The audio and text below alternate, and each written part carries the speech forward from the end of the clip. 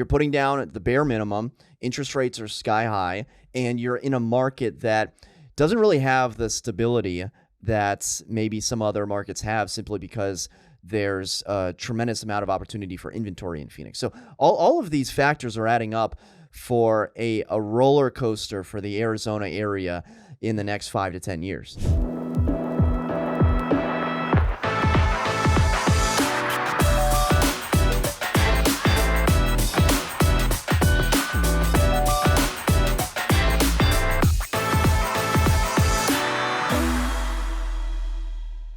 How's it going, everyone? Welcome back to another episode of the Shawn and Matt Show. My name is Matt, that is Shawn, and welcome to our show. Shawn, in today's episode, we're going to talk about Zillow coming out with a 1% down payment program. We're going to be talking about a builder doing a build-to-rent situation for townhouses. And we're going to be talking about in or out, whether Shawn Battle's in or out on 3 properties across the United States. Shawn, Let's start with a press release from Zillow. Zillow Home Loans offers a 1% down payment option, opening up homeownership to more borrowers. Shawn, from Seattle, PR Newswire, August 24th, Zillow Home Loans announces a 1% down payment program. And the terms of the program are that buyers put down 1%. Zillow will then credit the seller the other 2% to come up with a total of a 3% down payment. We saw something similar a couple months ago with Rocket Mortgage doing the same thing. And Zillow is now on board and coming out with their own program. They are starting it in the market where all of these programs start. Ironically enough, Phoenix, Arizona. I'm sure it'll go to Las Vegas shortly thereafter, as it seems like these are the markets where the fintech real estate companies start their little toying programs. So, Shawn, it's not necessarily a brand new idea, because Rocket Mortgage is already doing it, but it certainly raises some eyebrows, because I think Zillow has better brand recognition and more of a positive brand appeal compared to Rocket Mortgage. So what are your thoughts on Zillow coming out with a 1% down payment option? A couple things. Number one, I think, again, like last time, it might be a marketing plan here, because do we know Zillow has a Zillow Mortgage? Most people probably don't. And I think this is kind of the thing to push out there to say, hey, Zillow, when you're using this platform, we actually have Zillow loans that you can use. So their strategy is use Zillow the whole way through the process, right? You get them to look at the houses, you then use them for your mortgage, and then you use them for title, and then you're going to reuse them in the future. That's the goal of all real estate companies, big and small. They're trying to keep you as a buyer or a seller so that you stay in that whole realm with them.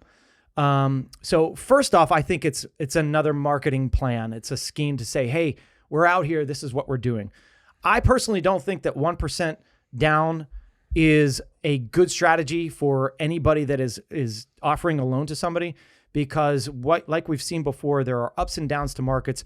1% down on a home is not a lot of money. So if you see a 3%, 5% flux in values, you're going to see that these people that just put 1% down are now undervalued in their loan. So what happens? What happens when they go to sell? This is then foreclosure territory. And that's personally why I don't agree with this. I think, all right, it's good for some instances and for really well-qualified buyers that maybe don't have the cash, but the what ifs are so, they're so glaring to me. And that's the thing, is this is what happened when Zillow, and I kind of said this before, when Zillow was trying to buy up all these properties. Well, now what are they trying to do? Now they're trying to get all the lenders or get all the business for loans, no matter what the cost.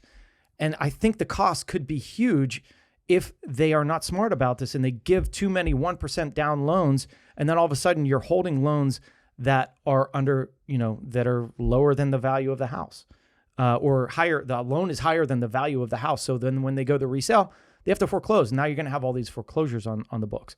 So, but I'm assuming here I don't know Zillow's platform, but I'm assuming that they're selling these on the secondary market. That's why they need the 3% down. So they're subsidizing somehow the other 2%. Fannie Freddie needs you to put 3% down.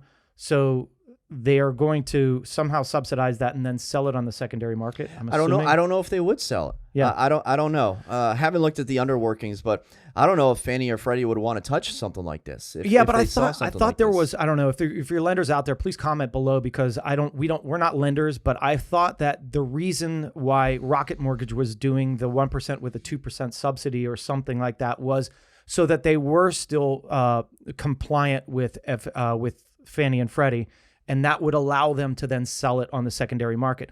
Otherwise, this is a portfolio loan. They're holding on to the loan. Zillow Loans is now holding on to that loan, and they are going to service the loan, or they could get a servicer, I guess, but they're going to hold on to that. That's their, asset or liability. And if they hold on to it, and there's a foreclosure, guess what? Who's buying the property?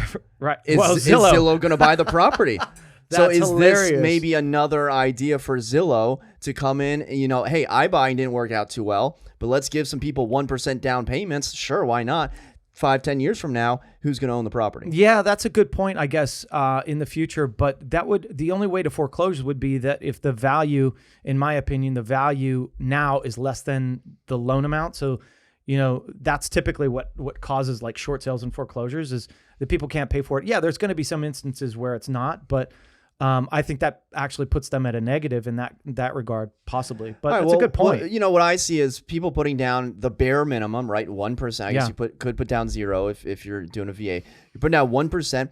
Interest rates are the highest they've been in 22 years. They're at like 7.25. And Phoenix, I guess home prices are starting to go down. If you look at the statistics, they're still very high, and Phoenix is notorious for booming and busting. So you're putting down the bare minimum, interest rates are sky high, and you're in a market that doesn't really have the stability that maybe some other markets have, simply because there's a tremendous amount of opportunity for inventory in Phoenix. So all of these factors are adding up for a roller coaster for the Arizona area in the next 5 to 10 years. Yeah, it's so funny that Arizona is the experimental area, right? I mean, because houses are a little bit more affordable, but I always see the risk, and I'm like, why are they doing this? Why do they want to be? It's affordability, right? Well, does it make sense to give a loan to somebody that doesn't have cash, that doesn't have the money, can't save the money? In my opinion, no, I don't think that you should, because you're putting your neck out there. And what if they can't make the payment in the future? They're just going to say, forget it. I don't need this anymore. I'm going to foreclose on the house. I don't care about my credit. I'm just going to go rent somewhere and be done with this. So then what happens? Zillow's losing a ton of money on the loan, on the house, whatever. I'm more of a conservative voice on that regard, because financially, because I've seen the ups and downs of markets, and I've lost money in these markets before, and it can happen super quickly. We've seen what the iBuying thing, how tragic that could be and can be and was. And we could also see how tragic loans can be in the future if you're not stabilizing it. And if you're not, if you're always going after the person, right? You're always going after, get them no matter what. And, I talk to lenders right now, and there's a lot of lenders that have fired staff. They've gotten rid of staff because things are lean. You think about it. Lenders always have a backup plan. For the most part, when the real estate market is lagging, right? There's not a lot of loans going on. They have the refinance market. But right now, they don't have either, because there's not a ton selling, and no one's refinancing because everybody has 4% loans, so or lower. So they don't have as much business. So they're actually getting rid of people. So what better time to say, hey, we need to grab market share. How are we going to grab market share? We're going to offer a 1% loan. This is how people are going to learn about us, because otherwise no one really cares, right? Example, better.com. Right. If we bring that up, like I saw the other day that it was IPOing, and I'm like, who cares? Like, that was my initial thought. I'm like, who cares that that's IPOing? Does anybody care about better.com?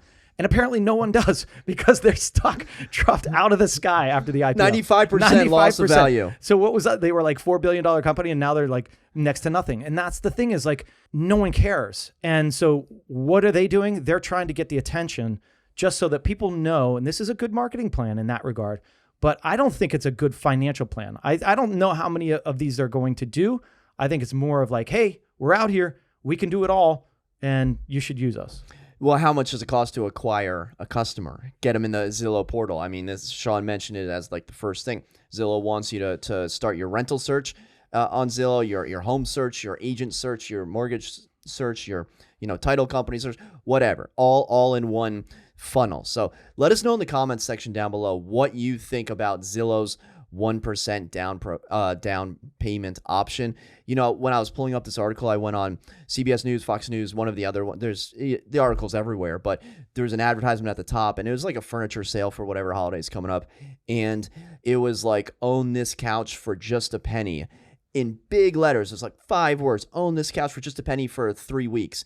And then half the screen was like a million other words of fine print. It was like 1,000 words of fine print, and then at the very top, it was like, own this for just a penny.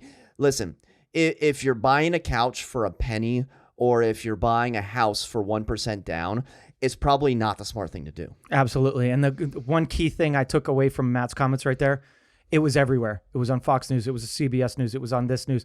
What is that? A great marketing plan. And so they've gotten it out there. Now they're there, and they're saying, hey, Zillow, we do loans as well. And it's on the Shawn and Matt show. That's right. Everywhere. I mean, that's the bigger portion. Ladies and gentlemen, the reach on this podcast is out of this world. All right, let's move on to an article from Biz Now. AREP enters build to rent market with 200-unit Virginia townhouse project. American Real Estate Partners is wadding into the build to rent market as it sees expanding opportunity in the asset class. The McLean-based real estate firm announced Monday, 4 days ago, it purchased a 200-unit under development townhome community near the end of Metro's Silver Line in Ashburn for $120 million, a partnership with Green Barn Investment Group. $120 million, 200 units. If you want to do the crude math, they're about $600,000 per unit. But what's interesting to me is the build to rent. Because in our area, when developers are building something, they are either building a very large apartment complex, or sometimes they are building these townhouses that all look alike in Ashburn. But for the most part, we're not seeing townhouses being built to rent. We are seeing townhouses being built to purchase, because wouldn't a developer want to build something and then sell it immediately? Apparently not. And, this is kind of the crux of the, like, you will own nothing type of thing that's going on in the world, where a lot of doomsdayers and naysayers are saying that BlackRock and Zillow possibly and all these other corporations and companies want you to own nothing and be happy with it. So, Shawn, 100%. When you see build to rent, which we don't see often in our area. By the way, Ashburn, you take the Silver Line, you're into DC, in a matter of 45 minutes. When you see build to rent coming to our area with a 200-unit townhouse project, what are your thoughts on something like that? Very interesting. And this is, I think I brought up earlier that, typically you don't see townhouse developments that are all rental, or single family home developments that are all rentals. Typically those are high-rise apartments or apartment buildings that are rental. But you bring up a great point, and that was my first thought, is like, why are these companies doing that? Why are we seeing anywhere along the Orange Line right now or in Arlington, most of the builds are either commercial or apartment? The apartments are making money. They're not going to go and just flip these things over and, make a little bit of money. They're going to hold. They're very expensive to rent. And in the end, they're making these corporations a lot more money, and they're seeing a rise in the values, right? And so if you hold on to these for 30 years, the values of these things are going to be astronomical compared to what they are now. It's just the way the markets go. So in the long term, you have to start thinking as a company, what are my long-term goals? Or what are my short-term goals? Your short-term goals are, all right, let's just rent these out for the minimum of $4,000 per place. So that's $4,000 per unit. They're building those, and their mortgage on those is probably very small in comparison. So they're making profits on every single one of those 200 units by, say it's $1,000 per unit. What's that? $200,000 per month, right? So that's just a quick math example.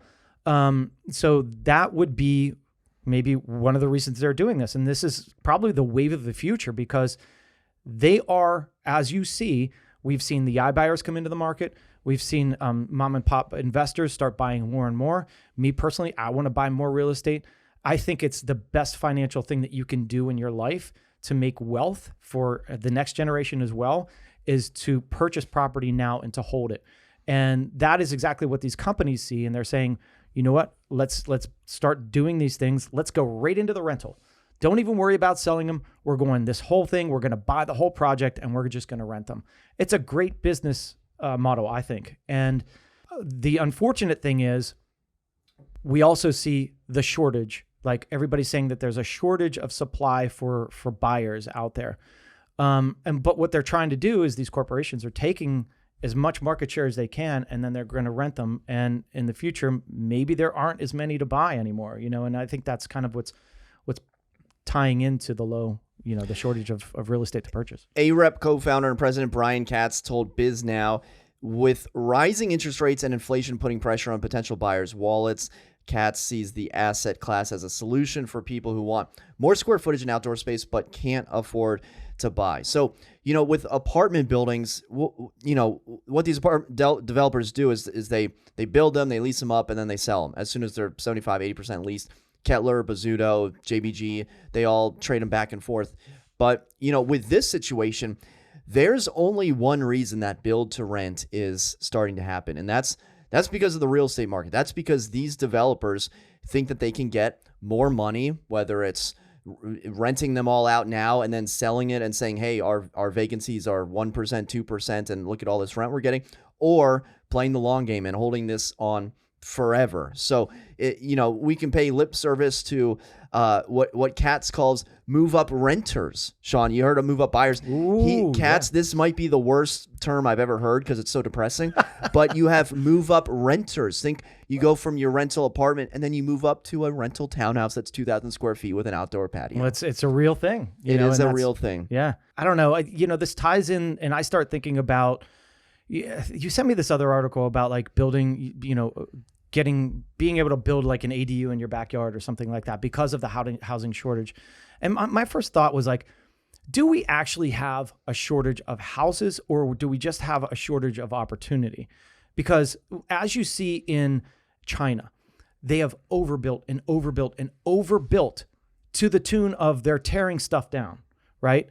And that's my problem is if we keep building and we keep building and we keep building because we think that we have a housing shortage, but it's actually just that things aren't turning over because of interest rates, then we're going to have too many houses in the future, and then we're going to see a bigger problem.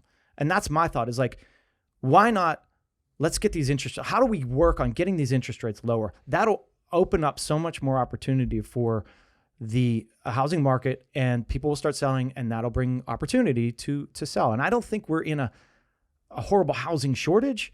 I think we're just in an opportunity shortage. Do you think we're going to see more build to rent townhouses? Sure. Like every hole in the ground in Arlington is essentially an apartment building. It's not condos. I can't think of any condo development. Whatever happened to Westview? The condos next to Westview. Has that happened? Yeah, there's a hole in the ground. There's a hole in the ground. I haven't driven by 11th and Vermont in longer than I'd like to admit. It's funny. I haven't driven by there recently, but I know that it's down and there's a hole in the ground and they're working on it. Were those condos, but they're now apartments? I don't know that. They were condos and then townhouses across the street. I think those might have changed to apartments. It could have. And again, we see that whole transition from rental. And I think, to answer your question, I think this is the way of the future.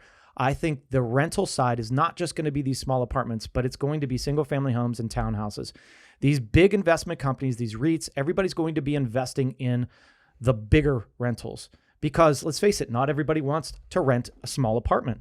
They want to live in townhouses. They want to live in single families. So if you've got the inventory, people rent it.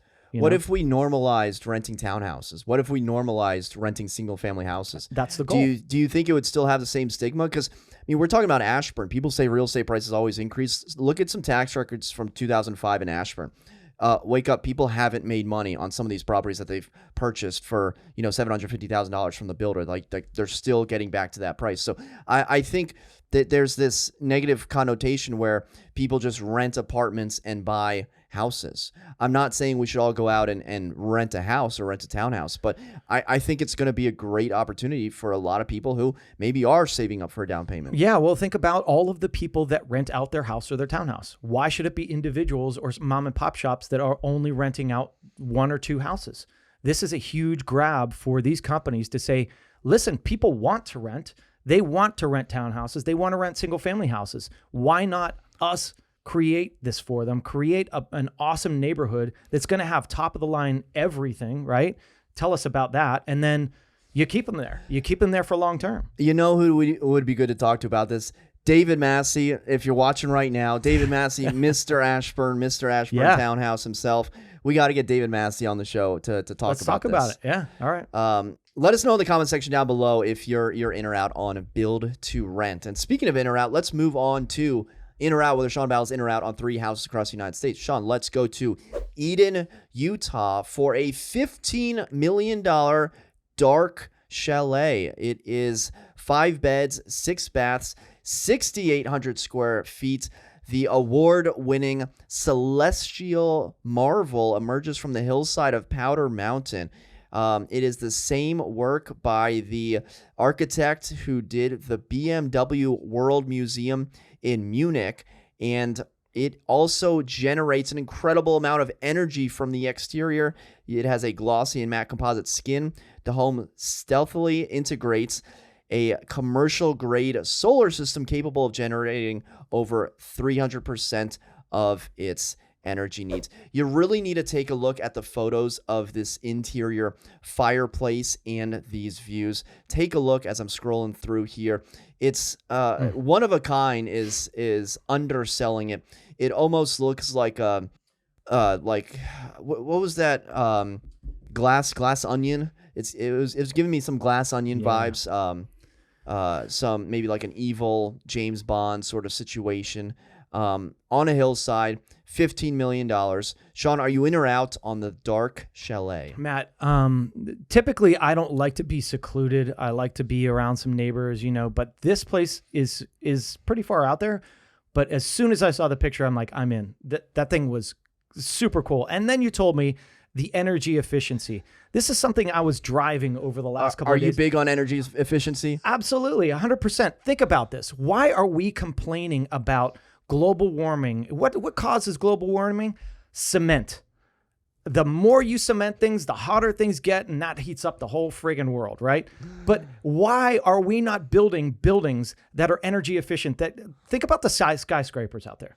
They're all made of glass. Why don't we make them of solar panels? I just don't. I get it that it's more expensive and blah, blah, blah, blah. But in the future, this is what we should be doing. We should try to become this, building things that are like this, that are energy efficient, that is solar run, and we don't have to worry about the energy costs in the future. So in my opinion, this thing is stellar, super cool, built by the guy, BMW, whatever.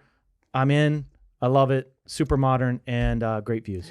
We got to get your house off the grid. I think that's what we need to do. Well, I need my neighbor to cut down some trees, and you know how Arlington people are about their trees. So how about you get a little Tesla wall? I want a Tesla wall. I promise you that if my neighbors cut down the trees that are hiding my roof from being really solar efficient, I will get that, and I'll do a video on it. Because how can we get those trees cut down? Well, the good thing is they own a double lot, right? So they have a house right on Washington Boulevard, and then they have so the thought is maybe they're going to build another house there, and in order to do that, they would have to tear down the trees, and then they could build their house, and then I would have a lot more. Would they build another house?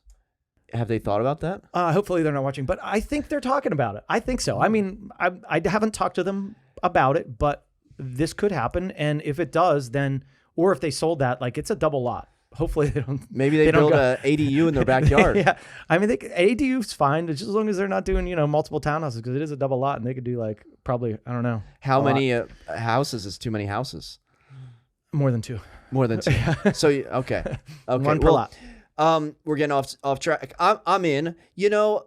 There are some downsides. First of all, the interior is weird, but I love it because it's just so strange, and if a traditional architect or designer walked through this house, they might throw up. But, I'm okay with it because it looks like a spaceship and it's amazing. You do get views of your neighbors, and I think there's the gondola from a ski slope. I'm okay with that just because of the uniqueness and the sleekness and the darkness of the chalet. And I'm not in for $15 million though. Yeah, I know I'm steep, but... I'm a very picky $15 million buyer. Yeah. So I'm more of like a 12.5 sort of situation, pushing 13. Also Eden, Utah, or Eden, like Garden of Eden. Yeah. Is that what we're doing in Utah? Yeah. Is that the, I guess so. Is that the move? Mm-hmm. Okay. So I'm in, not for the price. Let's move on to Carmel, California, $3.5 million Victorian Skyview Castle. So Shawn, this house was built in the 1970s, but it has a lot of features like an old Victorian place may have. It's got the view. Wow, that's it great has 2 bedrooms, I believe 3 bathrooms, and once you walk inside, you see everything from the 1970s. So obviously the view is extremely amazing, impressive. The kitchen has a lot going on, but I love the stained glass windows. And look at that pantry back there. It's all wooden, built in. You got another fridge back there. And you have a old record audio playing system right there. As we're scrolling through the photos, I mean, you can just tell this house is unique like no other. You have the wallpaper matching the beds. I know Shawn can't wait to rip that out. It's a lot going on. 1970s, Shawn. So you have the pink tile. That pink tile, by the way, is gorgeous. If you ask me, no regrouting of that and turning that to white. So, Shawn, for $3 million and change, are you in or out on the 1970s style Victorian home? $3.5 million. I'll tell you what, the views from this spot are amazing. If you look at the windows, there's like a picture window, and it's just mountains and gorgeous. But you know what covers up that a little bit? Are old valances. If I have to say the word valance, I'm out. Because, I mean, there's so much work to do for this. I do not want a 1970s home unless it's a mid-century modern that still has that mid-century modern feel. This has the Victorian old wallpaper that matches the drapes, that matches whatever. The kitchen has like brick and, a lot of stuff going on. You still have a record player in there. If you got a record player still placed in your wall, there's a lot of work to do. And not only that, think about the electrical, everything that you've got to upgrade to make it cool. Personally, I do not want an old Victorian that I got to do work on. I think it's a great view, but I'll pass. Shawn, I'm in. 3.5, I will take it. It's 3,700 square feet, actually 4 bathrooms. I love it. And I know there's probably no one in the world that loves the Dark Chalet and the 1970s. It's such bedding that matches the paradox. wallpaper. Definitely a paradox, but there's levels to me, and things cut deep. And you are deep. I am deep, so I got a lot going on. So Shawn, I'm in. I absolutely love the kitchen. I think the kitchen is what sold me. It reminds me of Italy in a strange way with the tile work and the exposed brick. I'm so in. Okay, Carmel, good. We've done a couple properties where it's Carmel or Carmel by the Sea.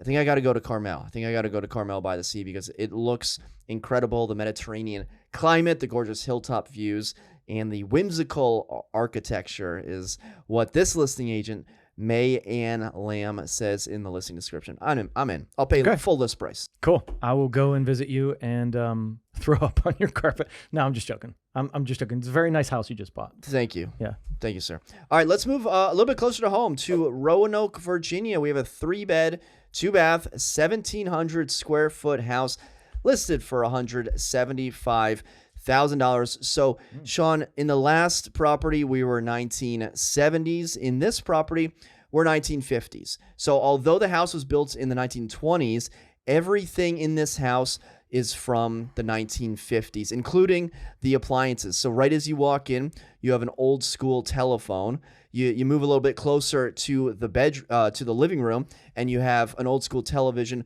with the rabbit ears. And then as we make our way into the dining room, of course, you have a landline.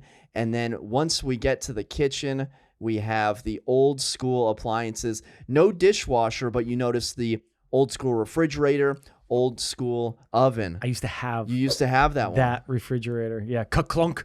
A big General Electric with, my parents had that forever. So ironically enough, there's like an iMac and a couple other like newer age electronics in the photos. But come downstairs and you have antiques, you have collections, old school payphones, old school computers, televisions, monitors, and then my favorite aspect, I don't think the washer and dryer is from 1950, might be from 1980. My favorite aspect when we come to the backyard, not only do you have the payphone booth, but then you also have the automobile from the 1950s, the antique in the garage. So Shawn, for $175,000, are you in or out on the 1950s style home? Matt, 175 grand. Have you ever been to Roanoke? Yes. Hotel Roanoke. Oh, Very nice. Cool. I've gone through $175,000. Anything you can buy in great condition like this at under 200 grand, I'm a player. I'm going to buy it. I think this is, it's 1950s, but it's not overdone 1950s. It's just got some cool stuff in it. Like that 1970s place, overdone. 1950s, solid construction. I think this is a good rental opportunity.